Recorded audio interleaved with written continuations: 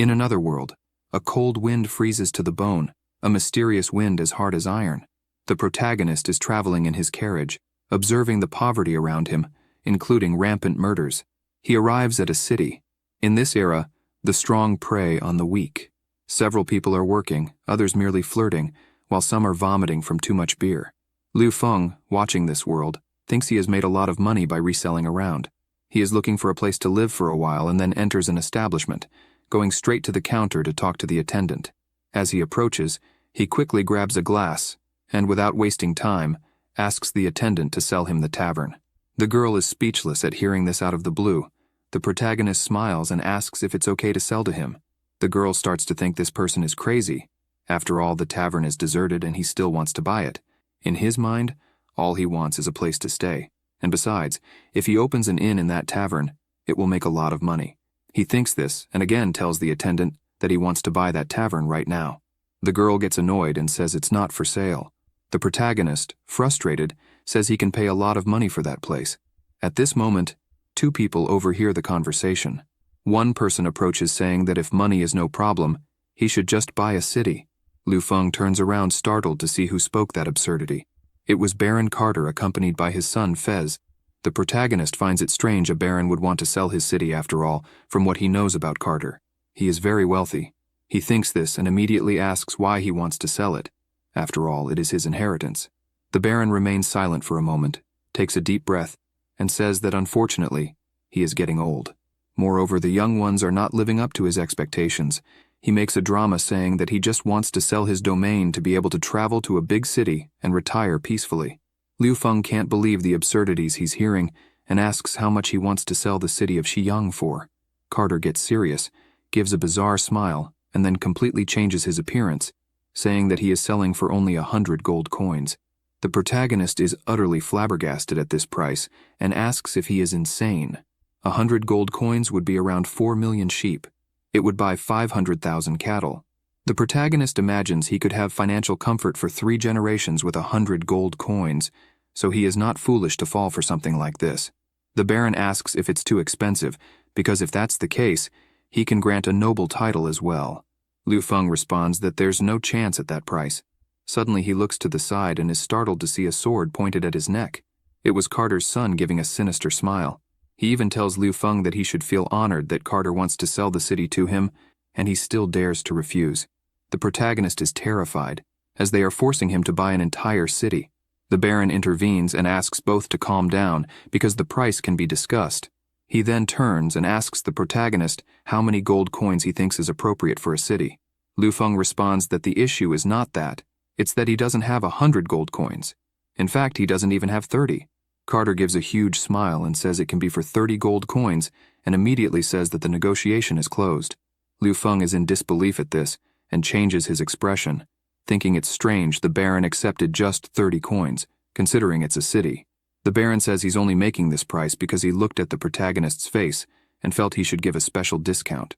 Liu Feng says that even so, he didn't bring any money with him. Carter responds that it's no problem. After all, he can use one of his treasures. This leaves the protagonist serious, wondering what he means by treasure. The baron then smiles and says that probably inside the boxes there must be crystal cups or something like that. Liu Feng changes his expression, imagining that they had this conversation a long time ago, and apparently the baron has his eye on his goblets. He begins to think that he had to travel tens of thousands of miles in this vast world to get them.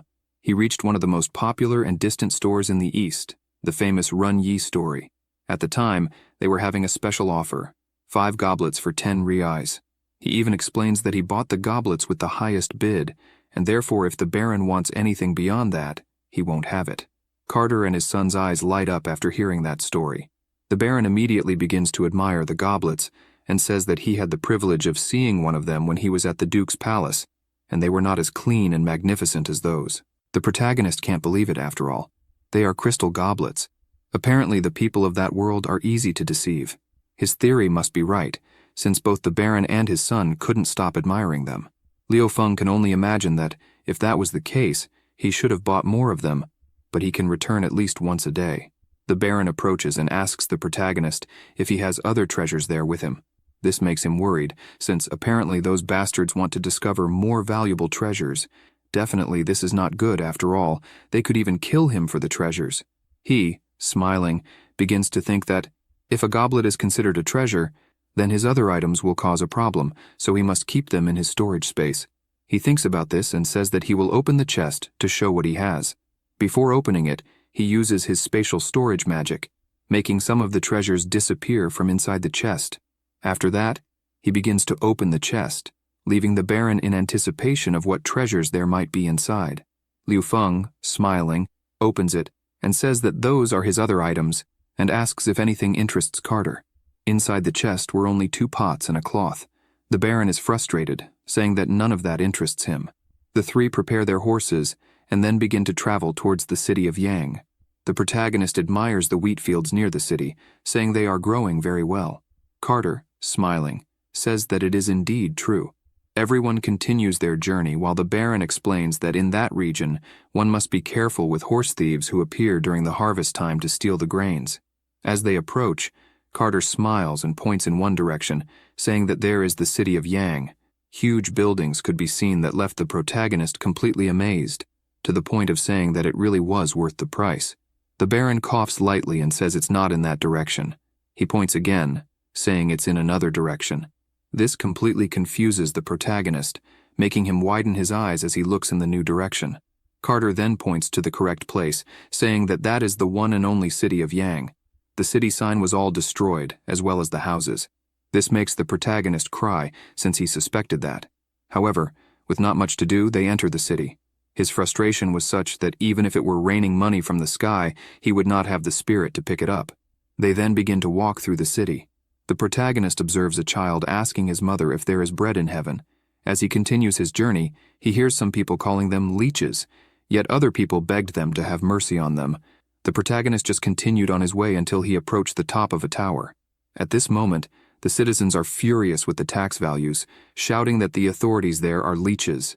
Carter informs his beloved people that, from that day on, his title of Baron will be transferred to Liu Feng.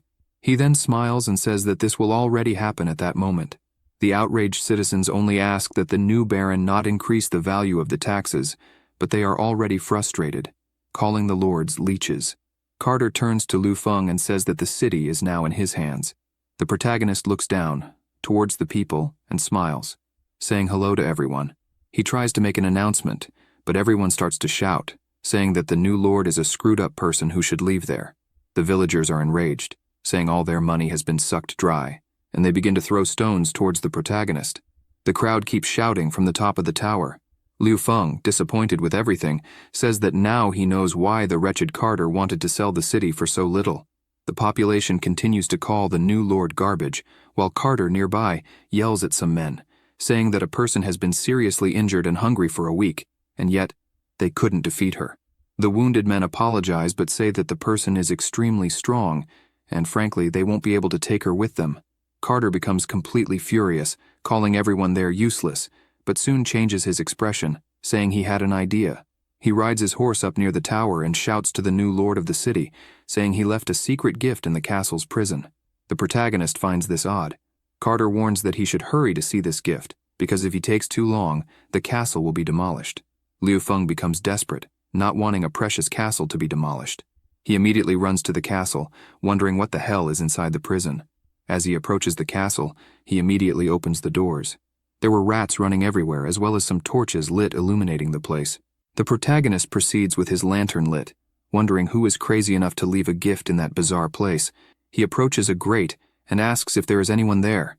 As he tries to open the grates, which are padlocked, he notices that all the walls of the grate were collapsing, and this was not good at all. The protagonist immediately dodges, jumping from one side to the other as he sees the grate begin to fall. He smiles, saying he's a professional at dodging and that the grate is crazy to think it can crush him. He says this as it falls in front of him. However, the protagonist changes his expression, saying it's not possible that this has happened, and sees the grate hit right on the tips of his toes. He starts screaming in pain and continues to walk, even with his toes injured. All he can do at the moment is cry in pain, saying that all this is hell. However, he is startled by what he finds inside. Upon seeing pointed ears and a blue tail, he realizes that there was a demi-human in the prison. This surprises Liu Feng, since apparently beastmen really do exist in that world. He tries to wake the girl up, asking if she is still alive.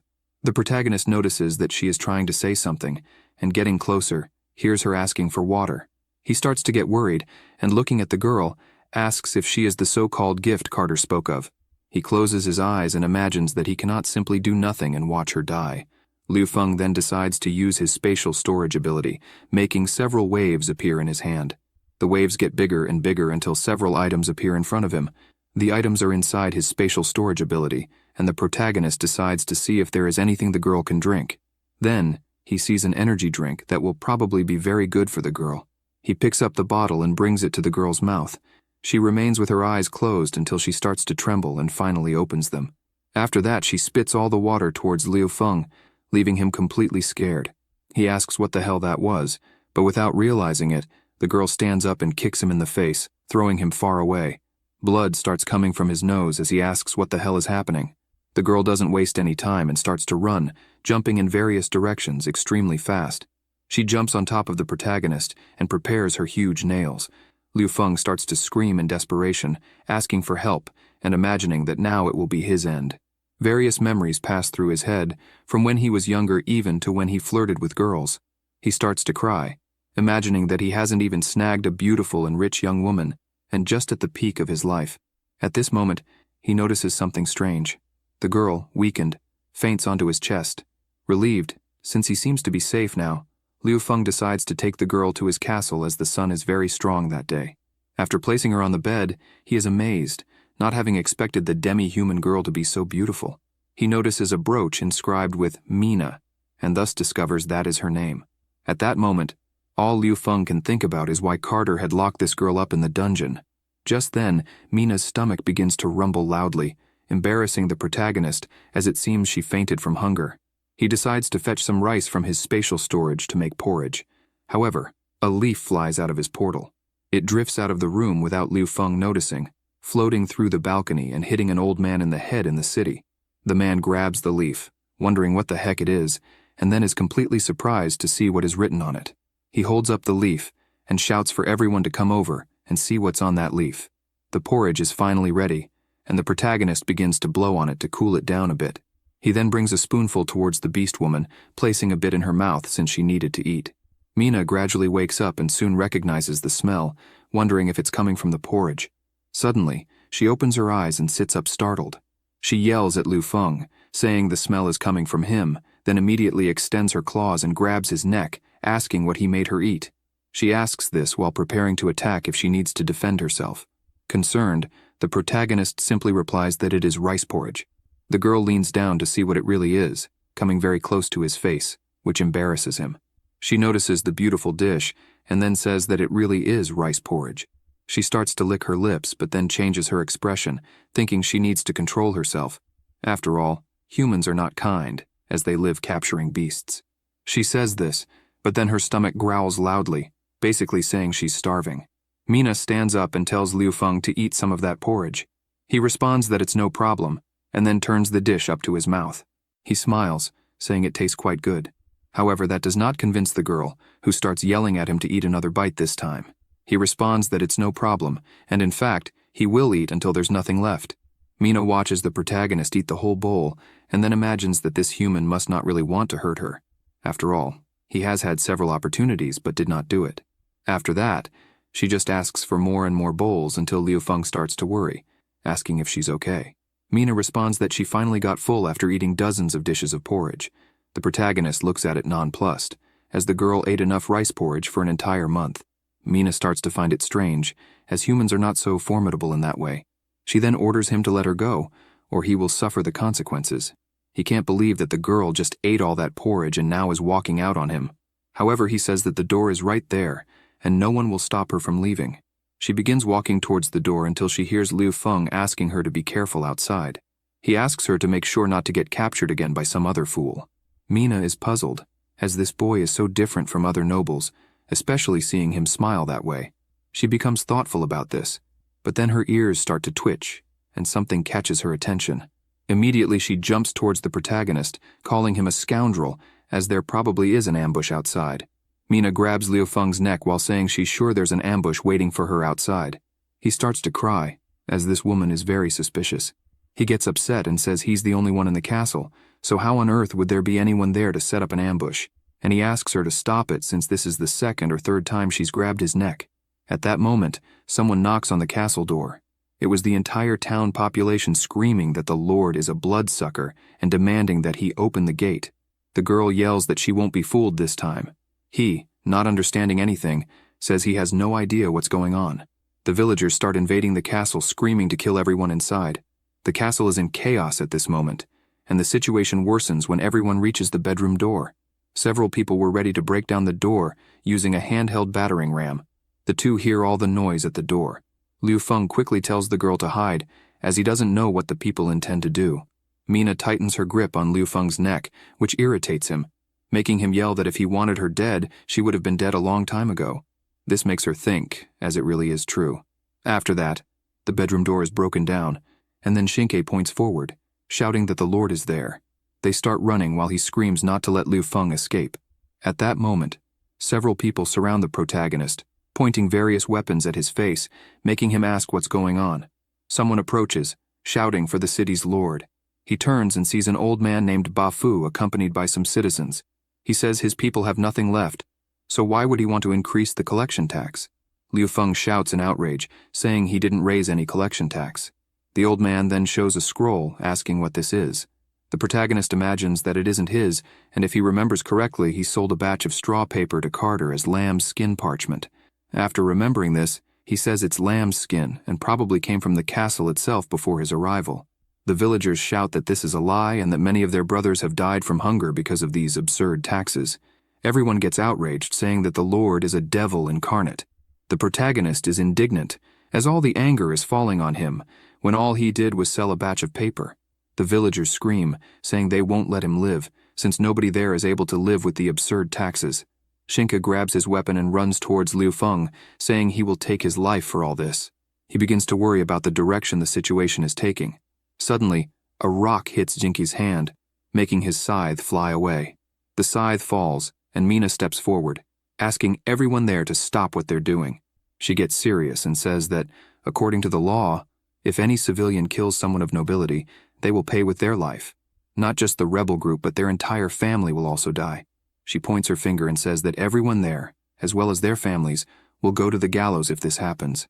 The residents start to get worried. One of them says he doesn't mind dying but worries about his wife and children. Liu Feng can't believe this. After all, he had asked the girl to hide. Mina turns and asks the protagonist if he's okay. He tries to answer yes, but then the scythe flew at his head after being hit by the rock. Mina bursts into laughter, not believing how unlucky that guy is. Ba Fu interjects, saying none of that matters. He shows the scroll that contains a 50% increase in taxes, so this isn't any different from dying. Liu Feng is still confused and decides to grab that scroll to see what the hell is written on it. He sees that it's a notification announcing a 50% increase in various taxes, such as street, wheat transport, marriage, childbirth, sleep, warming in the sun, among others. The scroll is signed by Carter. The protagonist can't believe these absurdities and gets even angrier when he sees that he was used as a scapegoat by the damn Baron. He shows the scroll and says for everyone to look carefully, since that notification was issued by the previous lord, not by him. People are confused about whether this is really what happened. Shinka starts shouting, saying he doesn't care if it was by the previous lord. After all, they are all from the same group. Liu Feng then smiles. He begins to tear up the scroll and throws the pieces into the air, announcing in his name as the lord of that city that the citizens will never have their taxes increased again. Everyone is in disbelief at what they are seeing. Some villagers wonder if this is true. After all, can a noble's word be trusted? Meanwhile, other people shout that everyone saw the lord tear up that notification, so it must be true, and now they all will have enough resources to eat. Ba Fu looks at Shinke while all the citizens shout, celebrating this achievement. Liu Feng extends his hand, stating that he only wants all the citizens to be happy and that he will guide everyone to wealth and prosperity. He then gets serious and says that for this, they will only need one thing. Everyone must put their dirty hands to work hard for a better future. The citizens find this incredible, even though they don't quite understand what he means. Ba Fu speaks up, saying that if that's the case, everyone is grateful for this kindness. The protagonist confirms saying it's true and that he never goes back on his word. The citizens comment that they would really like it all to be true and say they need to wait to find out. Meanwhile, far from the city, Carter and his son are talking. Fez tells his father that he heard that the city of Yang has become a complete mess and that they even invaded the mansion of the new lord. Carter bursts into laughter, thinking that the bigger problem would be thieves. Yet Liu Feng can't even control a bunch of peasants. Fez praises his father for the brilliant idea and even says that it's very likely that the city will come back under their control very soon. However, someone arrives at the establishment calling for Carter and says there is bad news, as something has happened. Fez asks what happened for the man to make such a fuss. The man explains that Liu Feng, in addition to persuading the entire population, also released the beast woman who was imprisoned. Fez becomes furious, not believing that the beast woman was released, and says he will kill the bastard Liu Feng. Carter tells his son to stay calm. Fez replies that it's not possible after all. They spent a lot of money buying that beast woman. His father says that either way, there's no need to hurry, since Liu Feng is the new lord of the city at the moment. He also says that in time, Baron Omar will straighten him out.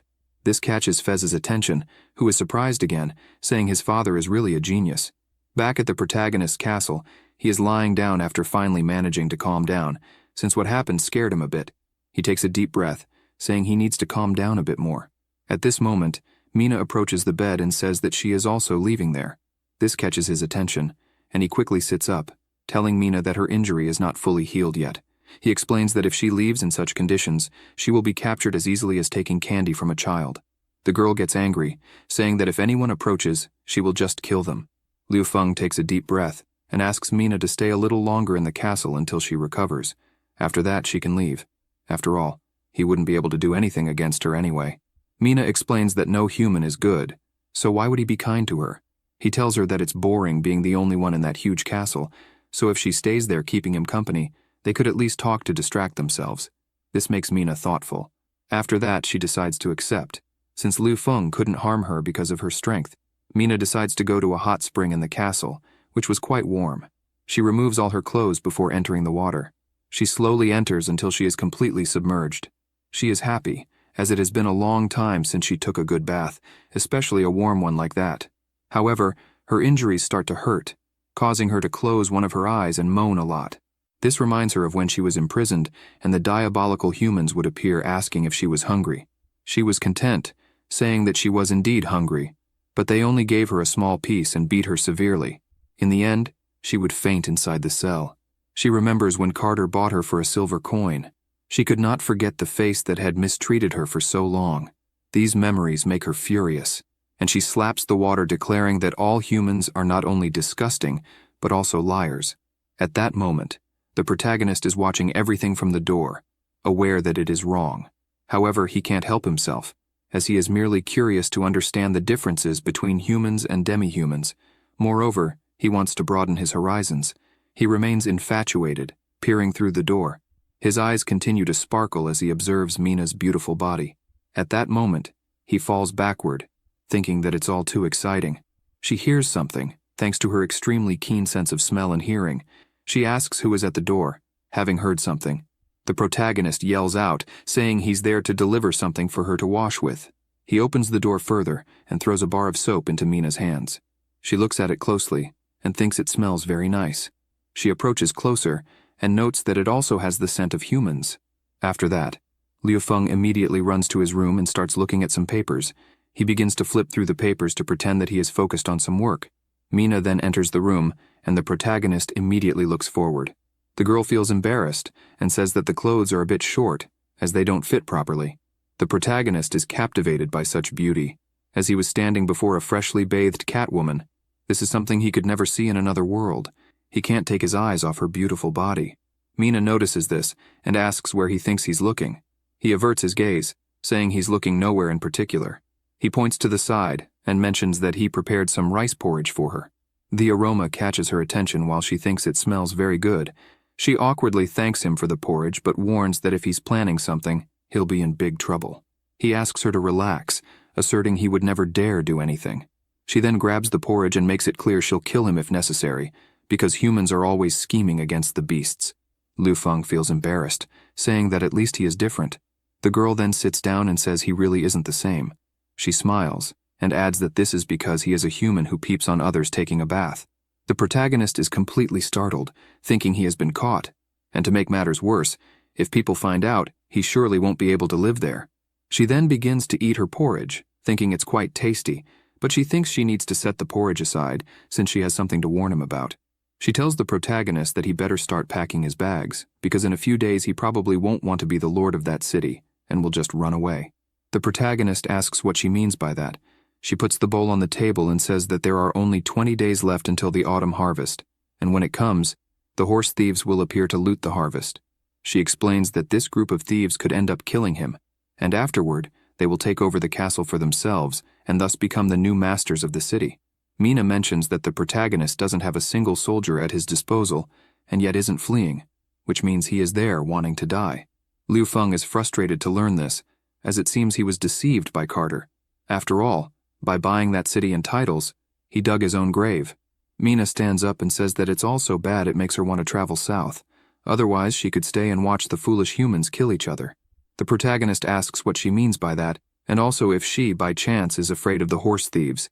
She yells that there's nothing that can scare her, except the wrath of the ice goddess. The protagonist asks what she means by ice goddess. Mina responds that it's exactly that, and that was the reason for the snowstorm that lasted 5 years. She explains that 5 years ago, the ice goddess suddenly appeared, extremely furious, blowing a freezing wind. Snow fell from the sky, turning the whole world into snow and ice. All living beings had no choice but to head south. After that, some human nations still remain surrounded by all that snow. Mina is surprised that Liu Feng didn't know about this. He laughs, saying he spent a lot of time in the east during that period. Mina finds this interesting, but makes it clear again to the protagonist that he needs to flee soon if he doesn't want to die. He smiles and asks if there isn't still half a month until the autumn harvest, because if that's the case, she doesn't need to worry about him. She then looks back and sees a confident look from the protagonist, who says he has his own path. At this moment, a person named Niu Wu is running from a tiger. He looks back, taunting it, and the tiger, furious, starts running towards him. The chase continues frantically until he jumps and lands on a small wall, still taunting the tiger. At this moment, the animal becomes even angrier and decides to attack the boy with full force, but he manages to dodge in time, jumping to the ground. A man is at the top of the mountain watching this. He starts yelling, calling the rest of his family to help. He yells even louder, saying it's showtime. At this moment, several people appear holding a net to capture the tiger. They are Niuda, Niuer, Niusan, and finally, Niusi. The tiger is taken aback by so many people arriving, but it's too late as the net comes towards it. Everyone is pleased to have made such a great capture.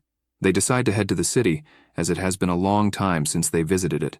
People comment that the Niu family never returned to the city after Carter's recruitment attempt. Shinke asks what's going on, as it seems the Niu family is entering the city. Meanwhile, Bafu starts to observe the direction they are heading, and then is surprised, imagining they will visit Liu Feng. Shinke yells that this is impossible. After all, even though Liu Feng is a noble who could even invite the king, he wouldn't invite the entire Niu family. Everyone watches that family walking, thinking it's impossible for a bloodsucker monster to invite the Niu family. Two girls who are with the Niu family comment that Liu Feng is probably already a good boy, and even became a noble. They are pleased to receive a letter inviting them all. Apparently, they didn't save the wrong person. Meanwhile, another girl named Nicole is happy because she will finally reunite with the protagonist. At the castle, Liu Feng's screams of joy can be heard, happy to see the entire Niu family again. They throw the tiger on the ground, saying it's a gift for the protagonist becoming the governor of a city. He is amazed by the tiger and starts to ask if it must weigh about 250 kilograms, probably enough to make a fur coat. In front of so many people, the protagonist says that no gift was needed and that just their presence would be enough. A woman asks Nicole if she isn't going to greet Liu Feng. After all, she wanted to see him so much. Her mother tells her to say hi to him. She says this and slaps her on the back, making her trip over the tiger's paw. She begins to fall, but the protagonist moves towards her and catches her in his arms. Nicole's ample chest presses against the protagonist's body, leaving him amazed to the point of saying that it seems she has grown up very well.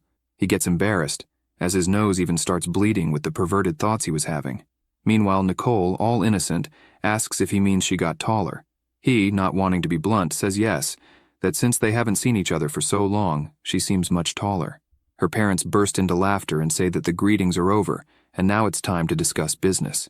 The man calls all his children and asks everyone to make a pledge of loyalty. The protagonist is surprised by this and asks the man if he isn't also there to help, since he was supposed to be the chief administrator of that castle. The man smiles and says he appreciates the kindness. He grips his spear and then mentions that, unfortunately, as everyone knows, his leg is broken, so he won't be of much help. At this moment, Liu Feng snaps his fingers and smiles, telling him not to worry, as he can find a way to make the man a normal person again. This surprises the entire family. The protagonist makes all the preparations, placing a prosthesis in place. He smiles and says it's ready, asking his Uncle Ben to stand up and try walking. The man then grabs his spear and looks serious. He tries to walk little by little. His prosthesis works normally until all his walking is flowing well. His wife begins to cry, not believing that this is happening. Ben is happy, saying he is finally able to walk again. The woman starts to tear up with emotion, while her daughter asks her to be careful since her makeup is running. At this moment, the entire family begins to celebrate, since Ben is walking again, as if by a miracle. Liu Feng asks Ben to practice more often until he gets used to it, so he will soon be walking like a normal person. Ben looks straight ahead and then stares at his wife. The protagonist notices something strange. All the men from the Niu family come towards him with a serious look, which makes him ask what is happening. At this moment, all the men call him young master. They kneel down, swearing an oath that they will be the swords that will pierce all of Liu Feng's enemies. This leaves him surprised, especially when everyone shouts that they will not hesitate to take their own lives if necessary. He then smiles and grabs his Uncle Ben's arm, deeply thanking him for trusting him. The protagonist also tells his uncle that from that day on, he will govern that castle. Not only that, but he will also teach how to manage the entire city. Elsewhere, someone shouts from within an establishment that Baron Omar's letter is arriving. Basically, the plan against the Western Sun City is beginning at this moment. The morning and the sky are clear. In the same establishment, someone is dismayed. A child can't believe they're charging 3 copper coins for half a kilogram of grains. He starts shouting, saying that the day before he was informed that 2 coins were enough. The man then smiles and says that yesterday was one price, but today it's another. He also intimidates, asking if the child wants to buy or not. The child is furious, as he is clearly being cheated. The man with red hair begins to think that this price increase was at the request of Baron Omar, so everyone will be forced to accept it. Still in the city, near the establishment, several people are running because they heard that free food is being distributed, and they need to see if it's true. The child inside the store also hears and says he will not buy anything with this price increase. The man is dismayed, asking what the hell this free food distribution means. Ben continues banging on a can. He announces that they are recruiting secretaries, hunters, and strong men. Everyone will have better conditions. He also passes the values for each recruitment. Secretaries will receive 120 copper coins monthly. Hunters also 120 and strong men 80. Everyone in the city can't believe such a high salary and say that a noble can't be that good. The population begins to shout that this amount is twice what the old noble offered, so they are probably trying to deceive everyone. At this moment, Liu Feng approaches, saying that he will fulfill as promised. Everyone looks back when they hear this. He walks close to everyone and then says he will never break his promises.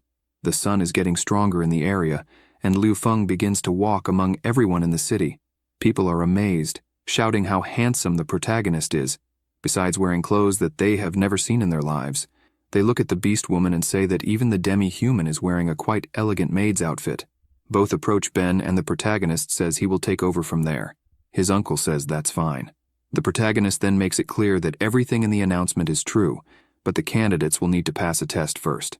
With a look full of confidence, he informs everyone that they will not only have a great salary.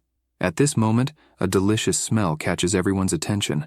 He points to the side, saying that they can also eat all that food as much as they want.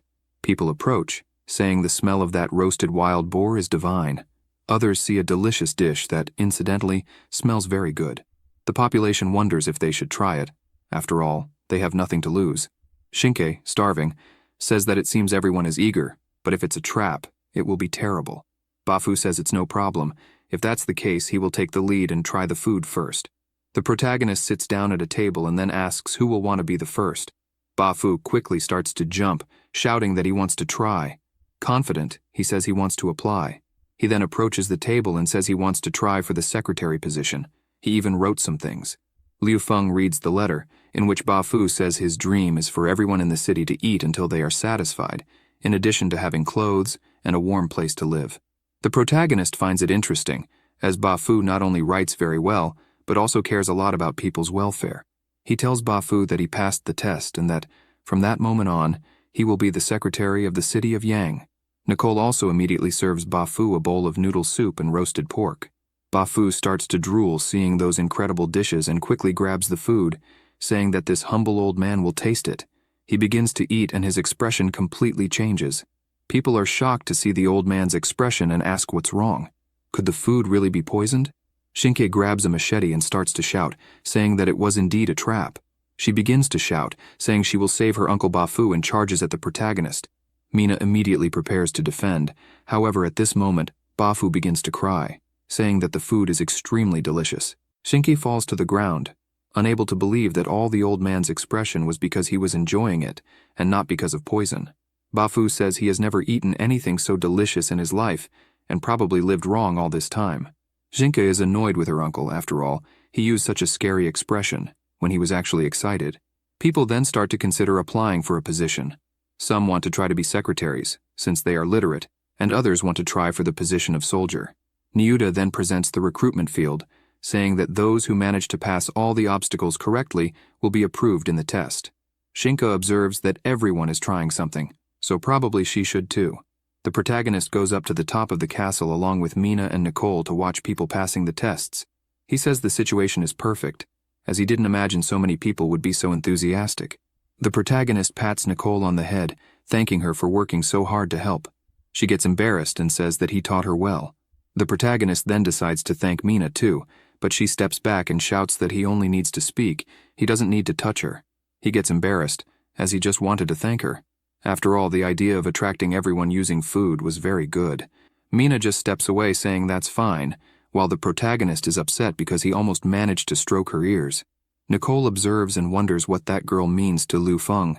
After all, even though she is clearly a dangerous girl, the protagonist doesn't seem to care about that. Still in the recruitment field, people can only think about the food that will come after they complete it. They proceed with all their effort, passing through the obstacles, but many are failing, causing Niuda to inform that they are disqualified. A woman gets her skirt caught on the barbed wire and is also disqualified. Climbing a huge wall using a rope also proves too difficult for some, leading Niuda to disqualify them as well. Ben watches everything from a distance and grows concerned, unable to fathom where Liu Feng sourced all these challenging tests from, considering even his family, who have trained since childhood, would struggle, let alone those who have never trained before. At that moment, people can only complain about how sore their bodies are. This leaves him thoughtful, as if it continues like this, they won't be able to recruit any soldiers. At this time, Liu Feng is reading a book on the art of war. He takes a deep breath, dismayed that so few have passed the tests. Nicole enters, calling for the young master. He quickly looks up at her, carrying his afternoon tea, which includes chocolate and coffee. The protagonist thanks her for the generosity. He looks at the beautiful plate before him and starts eating, commenting that the chocolate is tasty and the sweet is quite light. He turns, complimenting her culinary skills as being truly incredible. This makes her quite embarrassed, pleased that he enjoyed it. At that moment, someone grabs the chocolates until none are left. It was Mina who snatched them all, but she compliments them, saying they are very tasty. Nicole smiles, happy that Mina enjoyed them, but is frustrated since she spent the entire morning preparing them just for Liu Feng, and the Catwoman went and ate them all. Ba Fu quickly enters the room, shouting that he has bad news at that moment. He is accompanied by Ben and informs them that people are preparing to leave Yang City and are searching for food. The protagonist spits out his tea in disbelief. He sets his cup on the table and then asks what exactly is happening. Ben explains that this is because the people who failed the tests were not allowed to get the food. Ba Fu also reports that, in addition, opportunistic merchants are selling food at a 30% higher price. He adds that, to make matters worse, civilians are nearly dying from lack of food at this very moment. Ben requests that his young master review the recruitment criteria, as they are too difficult for people. At this moment, Mina interrupts the conversation with a laugh. She comments that even though the courses are so simple, people are complaining. Clearly, humans are very weak. Ben is furious upon hearing this. The protagonist slams his hand on the table, drawing attention. He stands up and states that the criteria will not be lowered. Both are upset by this decision. However, he states that this is not all, as they will address the issue of merchants taking advantage of the people. Saying this, they go straight to the city's merchant, who greets them, asking what they are doing there. Liu Feng asks if he is the merchant who raised the price of food by 30%. Saying this, he moves towards the merchant to kick him and call him a thief. He also states that because of him, the city is in a difficult position, and for that, this fat man deserves a beating. However, the kick is completely ineffective, making the protagonist think that being fat might have its advantages. The merchant states that his role is to supply the food, and people must buy it, nothing more, nothing less. He smiles and says that if everyone finds it too expensive, they just shouldn't buy it. Liu Feng becomes irritated by this, grabs the sword from Ben's scabbard, and then runs towards the merchant, pointing the sword at his head and demanding how he dares to rob the population in such a manner. The merchant is initially frightened, but then smiles and pushes the sword away, asking the city lord to calm down a bit. He looks at Liu Feng and then explains that, according to the law, merchants have the right to set whatever prices they want on their products, meaning the city lord is contemplating ignoring the law. The protagonist asks if this is correct. Bafu confirms that indeed such a law exists. The merchant then starts to dramatize, saying they are humble and honest, only doing small business all in accordance with the law. He then asks what the city lord will do after learning this. Confident, the man feels secure since he has Baron Omar as an ally, so there is no reason for him to be afraid. The protagonist becomes pensive, not having anticipated such complications, and to make matters worse, he realizes he cannot resolve this issue today. He then acknowledges that the merchant will not lower the prices, which is problematic. He turns and warns that when the time comes, the merchant better not regret this decision. The merchant smiles and says that once a price is set, they cannot regret the decision. The three leave angrily, as the merchant bids them farewell.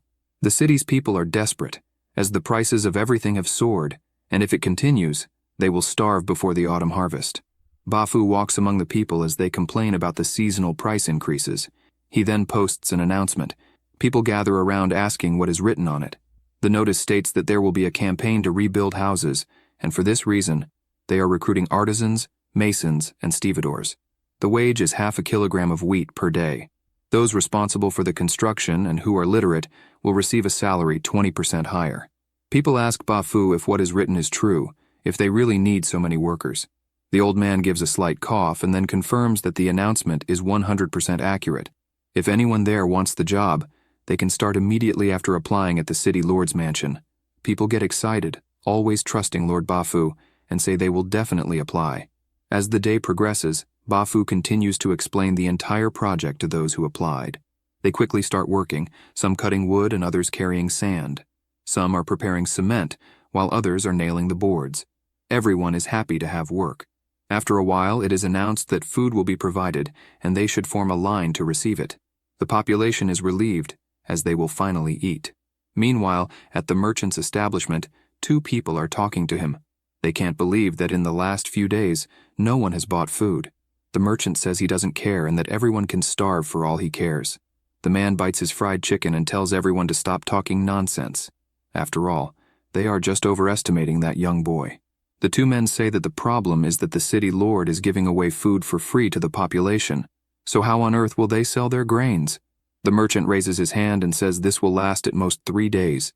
He smiles and claims that the city lord's food will not last more than a mere 3 days. The men are surprised by this. As if it's true, the young lord is digging his own grave. The merchant smiles again and says he doesn't care about that. When the time comes, they will be on a huge mountain of money. The men laugh, agreeing that it's true. The next day, Liu Feng is in his office, and Nicole approaches to deliver tea. He is very focused on his project. She places the cup on the table and says she has something to say. He asks if something happened. The girl replies that it's great that people are rebuilding their houses and, in return, receiving food. However, unfortunately, the food supplies in the warehouses will not last. The workers, meanwhile, are happy because they each received 1 kilogram of wheat the previous day. When lunchtime arrives, they are informed that there is little food at the moment. A boy informs Bafu that, unfortunately, the grains for distribution have run out. The old man informs that he has already reported it to the city lord, and that he is resolving the matter. Liu Feng is on the balcony of the castle, and Nicole approaches, saying she has something to say. She tells him that, unfortunately, the food in the warehouses is running out, and soon it may not be possible to distribute anymore. The protagonist smiles and says it's not a problem, he will find a way to handle the situation. At that moment, all the workers are outraged because they haven't received food yet, and everyone is starving. The merchant approaches with a smile, asking what is happening there. He starts accusing the city lord of not fulfilling the contract. He catches Bafu's attention and urges him to hurry up and feed the people, as they cannot stop under contract, since everyone there is hungry. He says this while pointing to the hungry people. The old man is speechless. The wretched merchant approaches and mentions that it seems there is no more food left. This infuriates the workers, as they are there only for that purpose. Everyone starts shouting while Bafu tries to calm them down, asking them to wait a little longer since they will soon provide food. The merchant seizes the situation and begins to dramatize, questioning if they really ran out of grains, and if the city lord is indeed having difficulties, then they probably need some help. The merchant's henchmen say that if the city lord is having problems, he should just buy more from the markets. After all, he cannot send those people away without paying for the day's work. The people begin to ponder this, and then rebel again, stating that it will soon get dark and they haven't eaten yet. One of the workers starts shouting, saying he worked all day and it appears he was deceived by these leeches. Bafu grows worried, as the people do not understand the situation. He points his cane, questioning what they are doing, rebelling in such a manner. The population grows more furious, questioning if the old man wants to turn against them. The people then charge at the old man, demanding his death, while others plead for calm, reminding that Bafu has done a lot for them, and they cannot be ungrateful. Some try to harm him while Bafu tries to get away. Others try to break up the fight, as they do not agree with the violence. At this moment, someone yells extremely loudly, ordering everyone to stop. It is Liu Feng, accompanied by Mina. He questions what in the world the people are doing. The people are surprised, as the city lord appears before them. The merchant starts to worry about what might follow. The protagonist begins to walk through the crowd and asks what the confusion is about. He yells, stating that those who so eagerly cause trouble do not need to return the next day. The workers grow concerned, as they heavily depend on that job. Meanwhile, Bafu feels some pain in his body while a child asks if he is okay. The merchant, who is nearby, comments that it's good the Lord is present. He inquires when they should start delivering the grains, as everyone there is waiting for dinner. Liu Feng grows furious and starts walking, stating that the grains will be distributed. He just asks for them to wait a little longer. One of the merchant's henchmen questions why the delay, stating everyone is starving and cannot wait even a moment longer. The merchant takes out a handkerchief and starts his theatrics. He begins to cry, saying the people have worked hard all day and still have children at home to feed. Crying profusely, he states that, even disregarding the adults, they cannot forget the children. He adds even more drama, stating that today, for the sake of the children, he is willing to risk everything. So just send someone to his grain warehouse, where there is enough for everyone. The population is amazed by his speech, believing that the merchant truly understands their hearts. The protagonist is furious, as he understands the merchant's plan to force him to buy the grains at an absurd price. He then starts walking towards the merchant, stating that the population does not have enough money to buy the food at the absurd price he is selling it. The merchant, adding more drama, states that in such a time the city lord cannot think about money, but must consider the hunger of the population. He adds that his food is indeed expensive, costing 20 copper coins per kilogram, but it's not easy to face a long journey just to stock and supply resources. He then continues his drama, saying that money is not an issue for the city lord. After all, he cannot expect people to go without food after a long day of work. As the people begin to revolt again, affirming that despite the food being expensive, they have worked hard to earn it. Mina looks worriedly at Liu Feng as the situation continues to deteriorate. Meanwhile, the merchant keeps taunting the protagonist, remarking that nightfall is approaching and he needs to distribute the grains to the people. Everyone stands still, waiting for this moment. The protagonist finds himself running out of options as the merchant continues to fan the flames, suggesting that the city lord does not care about the population, since he hasn't provided food after a long day's work. The crowd becomes increasingly agitated, declaring that they will get food by any means necessary, even if it involves storming the castle and seizing the lord's reserves. They say this, and quickly start running towards the castle, intent on carrying out their threat. Liu Feng can't believe what's happening. Meanwhile, the merchant bursts into laughter, pleased to demonstrate what the population is capable of, and curious to see if it will make Liu Feng more honest in the future. Everyone laughs, thinking their plans are succeeding. However, the crowd stops and is asked to look ahead. Numerous sacks of grain are arriving in the city. The merchant can't believe what he's seeing, while the protagonist and Mina are also surprised. It's the entire new family arriving in the city with many sacks of grain. Ben shouts loudly that the young master's grains have finally arrived, which excites him. The merchant is utterly dismayed, unable to believe this turn of events. Ben kneels down and says that thanks to good fortune, they were able to complete the task they were assigned. Liu Feng smiles but asks his uncle to stand up. The man explains that, thanks to the young master's foresight, everyone was able to leave the city, and thus they were able to purchase the grains.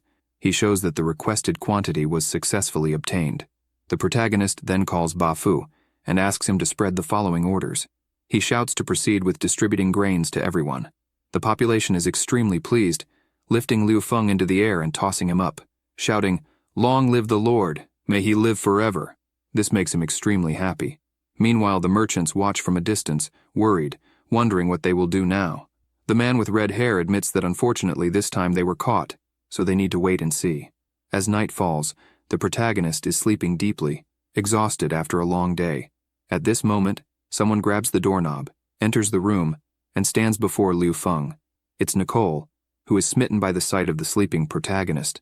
Through her eyes, he looks extremely handsome even in sleep. She then looks to one side, then the other. After this, she begins to think that she cannot be discovered. Her plan is to give a secret kiss, and she figures this probably won't be a problem.